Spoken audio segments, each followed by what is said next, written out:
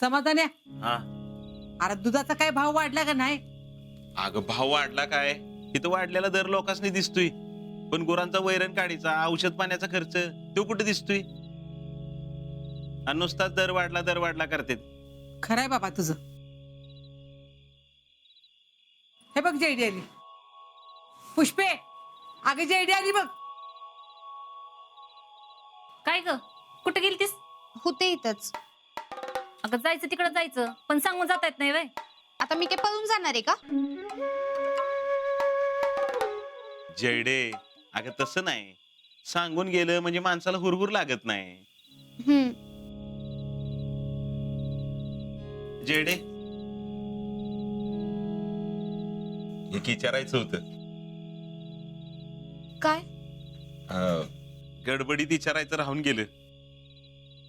अगं त्या पोराला भेटायला गेली होतीस ना?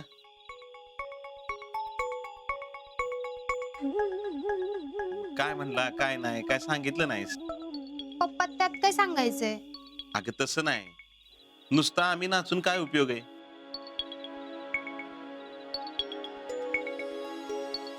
तुमची पसंती महत्वाची, होय का नाही? काय म्हणला पोरगा? बोलला थोडाफार, पण बोलण्यावरनं तर काय? मला चांगला वाटला. शेती भरपूर आहे. अगं असू दे की मग, उलट चांगलंच आहे. आपण माणसं मोलान लावून काम करून घ्यायचं असतं बघ. अगं जे 7-8 गुरं पण आहेत. अगं असू दे की, तुला कुठं धारा काढायच्यात? अगं कशाची कमी नाही त्यांना. शेणा मातीत हात बी घालावा लागणार नाही तुला. आणि तसं बी पोरग इंजिनियर आहे ना, तो थोडी तुला कामाला लावणार आहे वय. तुला कोणी विचारलंय का? अगं पुष्पे, तू जरा गप बस की. आम्ही बोलतो ना दोघं.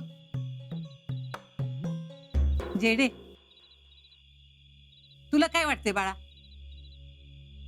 आता मला काय वाटायचंय? अगं तसं नाही, म्हणजे तुला पोरगा आवडला का? तुम्हाला आवडलाय का? अगं आम्हाला आवडला म्हणून तर तुला सांगितलं ना. आता तुम्हाला आवडलाय तर मग माझ्या आवडण्यानं आवडण्याचा प्रश्नच कुठे येतो? म्हणजे तुम्ही म्हणाल तसं. म्हणजे तुझा होकार कळवायचा? मला काहीच प्रॉब्लेम नाही. तुम्ही घ्या बोलून त्यांच्याशी. जयडे, अगं आम्ही म्हणतोय म्हणून नाही बर का, पण तू नक्की तयार आहेस ना? हे बघ पुरी, तुझं नाही असेल ना तर आत्ताच सांग. अगं माझा समाधान्या पोराची रांग लावल तुझ्या पुढं. जयडे, जी काय असेल ती स्पष्ट सांग.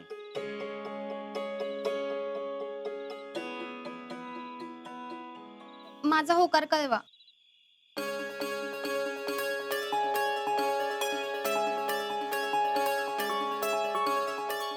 पांडुरंगा, होय हो, जादूच झाली म्हणायची. बघ पुरीच्या कालाने घेतलं की नाही की सगळं ठीक होतं बघ. आता तरी खुश आहेस ना?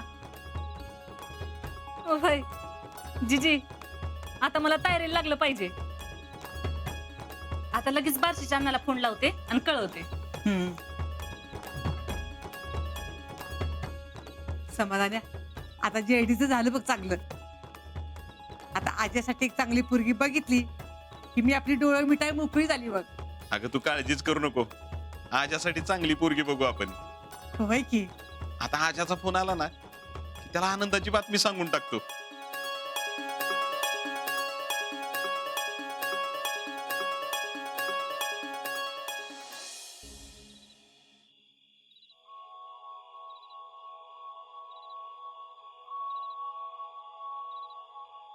हिशोबात गडबड आहे. काय? हिशोबात गडबड आहे. आता 100 कारभारी म्हटल्यावर असंच होणार. अगं टोटल लागत नाही. कशी लागल? त्यासाठी धंद्यात लक्ष असावं लागतं. अगं रानातली कामं चालू होती ना. तुमचं तर धंद्यात बी लक्ष नाही आणि घरात बी. जाऊ आपण फिरायला भिलारला. अर्चुताला सांगतो 2 दिवस येतो म्हणून. आहो, मी फिरायचं नाही म्हणत. मग घरात लग्नाची पोर आहे. कोण लग्नाची पोर? आता आपल्या घरात दुसरं कोण आहे लग्नाचं? शीतल. मग तिच्याच बद्दल बोलते मी. पण मग मी कुठं नाही म्हणतोय. पण सारखा सारखा तिच्या लग्नाचा विषय काढू नका. आताच तिचं लगीन करायचं नाही. ठीक आहे, मग करा वय उलटल्यावर. अगं नाही वय उलटत.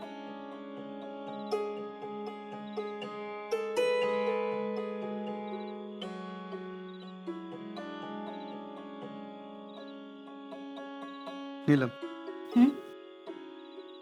लय दिवस झालं तुला इचारीन म्हणतो. आजकाल आपली शीतली लय शांत असते. तिचं काय बिनसलं नाही ना?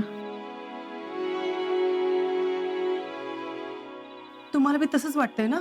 तसंच म्हणजे? अहो, मी बी तुम्हाला हेच म्हणणार होते. म्हटलं आम्हालाच तसं वाटतं का काय? पण तिचं नक्कीच काहीतरी बिनसलंय. हो ना, दिवाळीपासून बघतोय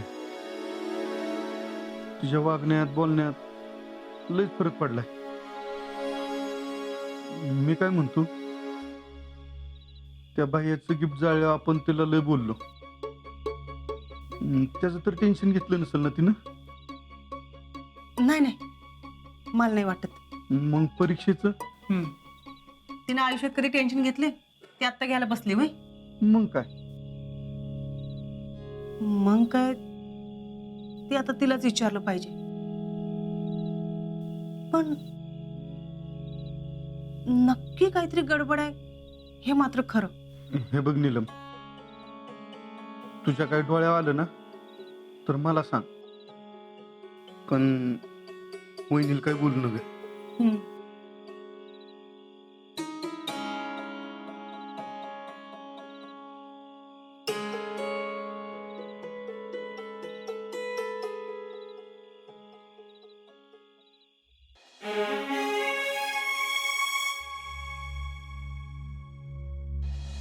मांजर जरी डोळे मिटून दूध पित असलं तरी सगळं जग त्याकडे बघतच की. आपल्या चेहऱ्यावर सगळं दिसतं. शीतल, कुणावर जीव बिव जाडला नाही ना?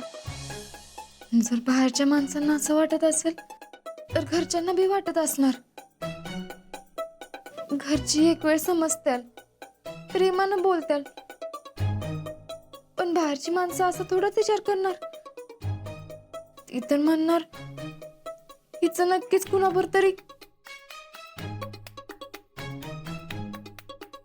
पण उदास असणारा प्रत्येक जण थोडीच प्रेमात पडलेला असतोय. काय बी प्रॉब्लेम असू शकतोय.